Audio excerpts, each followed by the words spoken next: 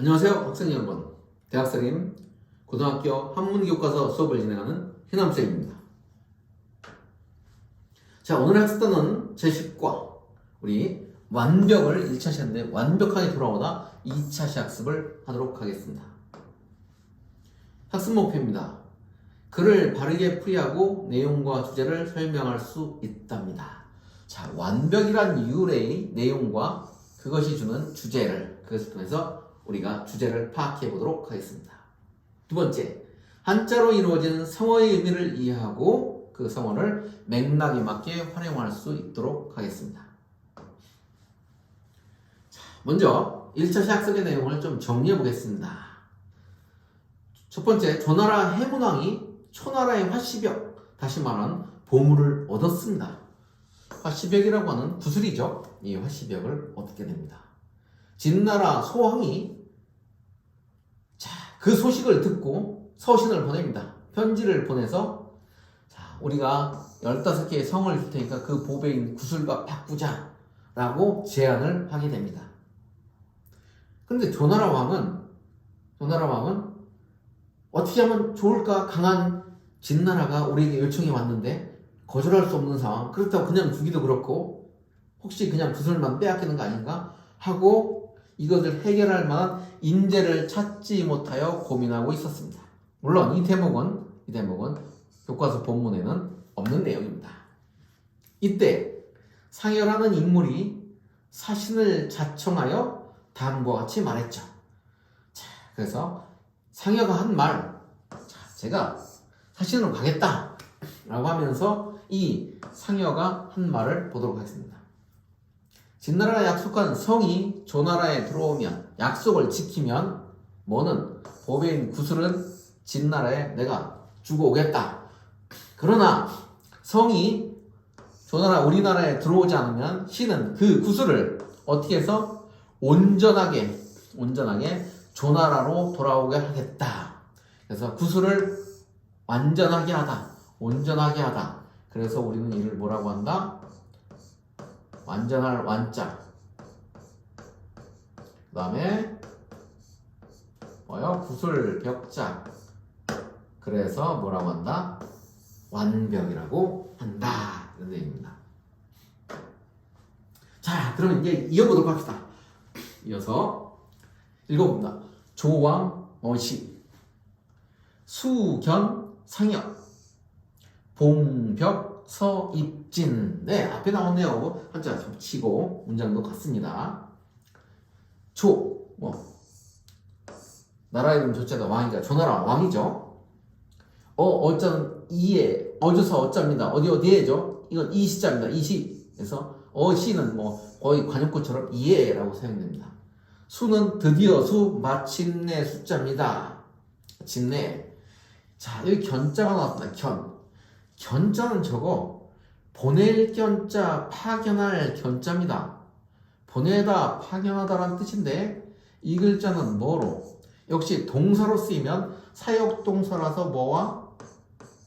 요 하여금 사자와 똑같은 의미로 사용됩니다. 자, A를 보내서 B 하게 하다라고 하는 보낼 견자로서 하여금 견으로 쓰여서 하여금 사자와 똑같은 의미를 보낸다. 자, 이거는 사신사, 하여금사. 이거는 보낼 견, 하여금 견. 이렇게 기억하면 되겠습니다. 상여, 사신을 자청한 상여. 이름이죠. 자, 그 다음에 봉벽은 앞에서 나왔습니다. 봉벽. 구슬을 받들고죠. 화시벽을 받들고는 화시벽을 가지고 이런 얘기죠. 서는 동서남북에 섰죠. 방향상으로 나오면 서쪽으로 이렇게 해석합니다. 서쪽으로 입진, 진나라죠. 진나라 입 들어갔다. 자, 다시 풀어보겠습니다. 조나라 왕이 이에 드디어 상여로 하여금, 이게 A죠. A. 상여로 하여금 구슬을 받들고 구슬을 가지고 서쪽으로 진나라에 들어가게 하였답니다. 그러니까 여기가 전부 다 뭐가 되겠습니까? B가 되겠죠. 다시 봅니다. 드디어 마침내 상여로 하여금, A로 하여금, 상여로 하여금 구슬을 받들고 서쪽으로 진나라에 들어가게 하였다라고 하는 B가 되겠습니다. 자, 이제 한자성어 4개를 살펴보도록 하겠습니다. 첫 번째, 수주대토입니다. 수, 지킬 숫자입니다. 주는 그루터기 주자입니다. 자, 나무죠. 원래 그루 주자에서 나무를 세는 단위로 쓰이는데 여기서는 나무를 베고 남은 밑둥이죠. 나무를 베는 밑에 이렇게 남는 거, 그 밑둥을 우리 그루터기라고 말합니다. 대는 기다릴 때 토끼 토자입니다. 글자 그대로 해석하면 뭐를? 그루터기를 지키면서 이런 얘기입니다. 그루터기를 지키면서 뭐를? 토끼를 기다린다 이런 뜻입니다. 자, 그루터기를 지키면서 토끼를 기다린다. 자, 이게 무슨 말일까요? 자, 일단 이 수주대토가 나온 유래를 좀 보도록 하겠습니다. 송나라에, 자, 송나라는 뭐 이렇게 쓰죠. 역시 춘추종 시대 나라입니다. 송나라에 농부가 있었는데 그 농부가 밭에서 한참 일을 하고 있었죠. 근데 밭 가운데 그루터기 나무로 너무 커서 이제 다 뽑아내지 못하고 밑에 밑둥을 그냥 놔뒀던 거죠. 옛날에 기본적으로 이렇게 화전이라 해서 산 밑에 가서 산 주변에 이렇게 있는 나무들을 전부 베어냅니다. 베어내고 여기 안에다 불을 지르는 거죠. 불을 지르고 다 태우고 여기 일구는데 큰 나무가 있으면 그냥 그 밑뿌리는 그냥 이렇게 두는 거죠. 패내지 못하니까. 이렇게 밭을 일구는 거죠. 그랬는데 토끼가 어느 날 요 그루터기 막 산에 내려와 달려들어서 여기 땅 부딪히고 죽었습니다. 그루터기에 땅 부딪혀서 토끼가 죽었어요. 토끼가 딱 달려와 부딪혀서. 그러니까 이 농부가 있다가 이 토끼를, 죽은 토끼를 가져가서 그것을 이제 해 먹었겠죠. 그 다음부터 생각했습니다. 내가 땀을 뻘뻘 흘리면서 일할 것이 아니라 그루터기만 지키고 있으면 그루터기 와서 토끼가 또 죽겠구나 라고 했던 거죠. 근데 한 번 있는 일이지 또 와서 죽을까요? 그럴 리가 없겠죠. 그래서 저런 바보 같은 놈 하고서 뭐라고 주변 사람들한테 비웃음을 샀다는 얘기입니다. 이는 뭡니까? 어쩌다 한 번 있었던 일이 후세에도 미래에도 다시 펼쳐질 거라고 생각한 거죠. 과거에 어쩌다 일어난 일이 다시 일어날 것이라고 기대를 하고 있는 것입니다. 그래서 그루터기를 지키면서 토끼를 기다린다는 의미는 예전의 낡은 관습만을, 다시 말하면 예전의 관습만을 고집하면서 시대가 바뀌었는데도 바꾸지 않고 예전에도 그랬으니까 지금도 그래야지 라고 예전의 관습만을 고집하면서 시대의 변통을, 시대의 변화를 따라가지 못하는 경우에 쓰는 말이 수주대토라고 합니다. 그러니까 이에는 시대의 변화를 따라가지 못하는 어리석음이란 의미를 내포하고 있습니다. 자, 다음 보겠습니다. 조삼모사입니다. 조삼모사. 뭐 글자 쉽죠? 아침조, 석삼이고 저물모, 저녁이란 뜻입니다. 저녁. 자, 그러면 조, 아침이죠? 3이니까 아침에 3개, 저녁에 4개란 뜻입니다. 자, 글자 그대로 해석이 안 되죠? 자, 저것의 유래를 좀 한번 보도록 하겠습니다. 어느 날 원숭이와 원숭이를 키우는 사육사의 이야기입니다. 어느 날 원숭이 사육사가 이제 도토리가 좀 부족할 것 같아서 원숭이한테 가서 제안을 합니다. 뭐 다 만들어낸 이야기겠죠. 뭐라 하냐? 근데 그 제안하는 시점이 바로 언제였었냐? 아침입니다. 아침. 아침에 원숭이를 찾아가서 얘기합니다. 아침에 너희들한테 내가 하루에 도토리를 7개씩 나눠줘야 이제 이 겨울을 버틸 수 있을 것 같은데 아침에는 3개 주고 저녁에는 4개 줄게 라고 했더니 원숭이들이 갑자기 막 화를 내면서 난리 났습니다. 뭐? 지금 3개 준다고? 그러니까 이 사육사가 가만히 생각했죠. 그리고 나서 잠시 후에 얘기합니다. 자, 그러면 아침에 4개 주고 저녁에 3개 주면 어떨까? 그랬더니 원숭이들이 환영을 했더니 좋아 그랬답니다. 결국은 뭡니까? 7개를 준다는 차원에서는 똑같죠. 그런데 합은 같은데 지금 당장에만 어떻게 합니까? 더 많이 주는 걸로 느껴서 좋아한 거죠. 전체적으로 같은 걸 알지 못하고. 그래서 원숭이 사육사가 원숭이를 뭐로? 간사한 꾀로 속이는 경우, 다시 그래서 간사한 꾀로 상대방을 속이는 경우에 사육사가 원숭이를 속였다라고 해서 조삼모사하면 간사한 꾀로 상대방을 속이는 경우에 사용되고 있습니다. 자, 우리 속담에 눈 가리고 아웅이란 뜻이 있죠. 결국은 같은 거 아닙니까? 네. 다음 상황 보겠습니다. 다음은 배가 절행입니다. 자, 배가 절현인데요. 배가는 사람 이름입니다. 배가는 사람 이름이고 절은 끊을 절입니다. 끊다, 끊을 절. 현은 줄 현자입니다. 검은 곳줄 현자에 줄현. 그래서 우리 줄다리는 악기를 현악기 이렇게 말하지 않습니까? 자, 그럼 글자 그대로 해석하면 누가? 배가가 뭐를? 줄을 끊었다 이런 얘기죠. 자, 도대체 무슨 말일까요? 배가가 줄을 끊었다. 그 유래를 한번 보도록 하겠습니다. 배가는 여기 요 배가입니다. 자, 배가는 검은 고를 잘 타는 사람입니다. 요즘 말로 하면 그 음악의 명인이죠.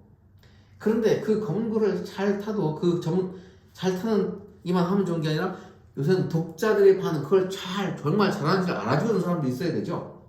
그 배가의 검은 고 타는 실력을 잘 알아주는 사람이 바로 누구냐면 종작이라고 하는 그의 친구입니다. 그래서 배가가 높은 산을 보고 높은 산을 마음에 두고 검은 고 연주를 하면 종작이는 배가가 높은 산을 보고 연주한다는 표현을 어떻게 했냐? 우뚝 솟은 느낌의 태산 같구나 라고 배가가 높은 산에 대해서 연주하고 있는 것을 제대로 이해했다고 합니다. 또 이번에 이제 뭐를 연주하면 큰 강에 대해서 연주하면 종작이는 그것을 알아듣고 도도하게 흐르는 물결이 황하각도다 라고 이해해 줬다고 합니다. 이렇게 자기의 음악을 배가인 자기 자신의 음악을 잘 이해해주는 종자이가 어느 날 슬프게도 죽었습니다. 그러니까 배가는 이제 나의 음악을 알아주는 사람이 더 이상 없다라고 하면서 절현 검은굿줄을 끊었다라고 합니다. 그래서 그 이후로 뭐는 배가 절현은 자기를 알아주는 참다운 벗, 자기를 알아주는 벗이라는 의미로 사용되겠습니다. 그래서 흔히 쓰는 말을 지음이라고 줄여서 말합니다. 소리를 알아주다 하지 않습니까? 소리를 알아주다 해서 지음이라고도 말하고 지기지우 자기를 알아주는 법이란 의미로도 사용됩니다. 다 같은 의미입니다. 자, 마지막 성어를 보도록 하겠습니다. 각주구검입니다. 각주구검인데요. 각은 색일각입니다. 색이다. 우리 각인시키다 할 때 색일각이고 주는 배주자입니다. 배. 요 주는 배란 뜻입니다. 배. 여기 배전이라고 하는데 배주자입니다. 배주자. 타는 배요. 타는 배. 자, 배. 저 배는 이렇게 생각하시면 됩니다. 이렇게 배 갈대기처럼 생겼는데 양쪽으로 어떻게 합니까? 이렇게 노를 젓고 있다. 여기 뭐를 사람이 양쪽에서 이렇게 노를 젓고 있다라고 생각합니다. 이 글자를 본뜬 글자가 이 글자 배주자입니다. 구자는 구할 구자입니다. 구하다 또는 찾다도 똑같습니다. 구할구 찾다. 구할구 찾을 구. 검은 칼검자죠. 칼검자입니다. 자, 그러면 해석을 하면 배의 색입니다. 배의 색이에요. 배에 표시라는 거죠. 배에 표시를 했다가 뭐를? 칼을 구한다. 칼을 찾는다라는 뜻입니다. 배전에 새겼다가 칼을 찾음이라는 뜻입니다. 도대체 무슨 말인가요? 자, 이 말은 배를 여기서 그릴 걸 그랬네요. 배가 이렇게 이제 배에 사람이 타고 여기 A 나루트 출발점에서 도착점인 B로 가기 위해서 이렇게 배가 이동을 합니다. 배가 이렇게 이동을 하는데 중간쯤 요쯤 왔을 때 칼을 하나 여기 타는 사람이 떨어뜨렸습니다. 칼이 여기 딱 떨어집니다. 여기 칼이. 요 칼검자요. 칼이 떨어지니까 요 배에 타는 사람이 여기 4칼 떨어진 곳하고 여기다 배에다 이제 표시를 해놨습니다. 자, 이제 배는 이동해서 어디로 왔습니까? 여기로 왔겠죠? 배를 표시 위치는 여기 있겠죠? 여기 도착, B라고 하는 나루터에 도착해서, 아, 여기 4칼 떨어진 곳하고 이렇게, 요 물속으로 뛰어들어가서, 여기서 뭐를, 칼을 찾았다고 합니다. 자, 칼이 떨어진 곳은 여기인데, 지금, 칼을 찾고자 하는 것은 여기죠.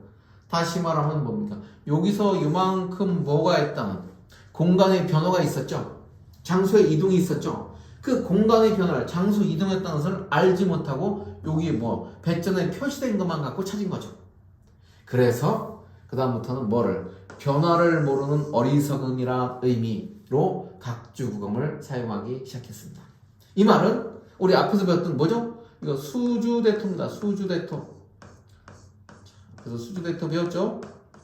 그루터기를 지키면서 토끼를 기다린다 라고 하는 수주대토는 뭐를 모르는 기계토는 시대의 변화를 알지 못하는 어리석음, 각주금은 공간의 변화를 알지 못하는 어리석음이라고 생각하면 되겠습니다. 상통하는 고사성어 되겠습니다. 자, 문제를 풀어보겠습니다. 니은의 견과 바꿔 쓸 수 있는 이 견자 무슨 견자라 했죠? 네, 보낼 견이라고 했습니다. 보낼 견자인데 동사로 쓰임은 뭐뭐로 하여금 뭐뭐 하게 하다 라고 하는 사신사자와 똑같이 쓴다 했죠. 해설해보죠. 마침내 누구로? 상여로 하여금 구슬을 받들고 서쪽으로 들어가서 진나라가 이렇게 서쪽으로 진나라에 들어갔다 이렇게 됩니다. 자, 그래서 마침내 상여를 보내서라고 해야 됩니다. 상여를 보내서 뭐뭐 하게 했다. 상여를 보내서 구슬을 받들고 서쪽으로 진나라에 들어가게 하였다죠. 하여금사자 그러면 되겠습니다. 두 번째 문제입니다. 속담과 의미가 통하는 성어를 고르겠습니다. 감나무 밑에 누워 홍시 떨어지기를 기다립니다. 그러면 자기는 아무것도 하지 않고 얻기를 바라는 거죠. 쉽게 말하면 뭡니까? 그냥 일하지 않고 먹으려면 불로소득이죠. 첫 번째 뭐라고 했습니까? 배수진이라고 했습니다. 배수진. 물을 등에 치고 진을 친. 죽을 각오를 하고 싸울 때 쓴 말이죠. 치는 진이죠. 두 번째 수주대토 되겠습니다. 그루터기를 지키면서 토끼를 기다린다. 토끼가 또 죽기를 기다리는 거죠. 3번 조선모사는 어리석다는 뜻이고 백아절에는 백아가 검은 고추를 끊으니까 종자기의 죽음을 애달파면서 자기를 알아주는 친구, 지기의 뜻입니다. 각주구검 역시 어리석다라는 뜻이죠. 이것도 어리석다라는 뜻입니다. 그런데 각주구검은 뭐를? 무슨 변화를요? 공간의 변화를 알지 못하는 어리석음이죠. 수주대토는 뭡니까? 시간의 변화를, 시대의 변화를 알지 못하는 어리석음인데 그 유래상으로 봤을 때 뭐가 있습니까? 이놈은 일하지 않고 기다리는 거죠. 자기가 어떤 일을 하지 않는 거죠. 그래서 아무 일도 하지 않고 감나무 밑에 누워있다는 차원에서 각주공보다는 수주대토가 더 답에 가까울 것 같습니다. 자, 10과 과제를 제시하도록 하겠습니다. 교과서 78쪽 스스로 학습하기의 풀이를 문맥적 의미를 생각하며 작성해 보기 바랍니다. 두 번째, 79쪽 중간에 보면 완벽에 대한 이야기를 제시하면서 일부 생략된 부분이 있습니다. 그 부분을 여러분이 개인적인 상상력으로 한번 채워보면 좋겠습니다. 자, 이상으로 제10과 학습단원을 모두 마치도록 하겠습니다. 여러분 수고하셨습니다.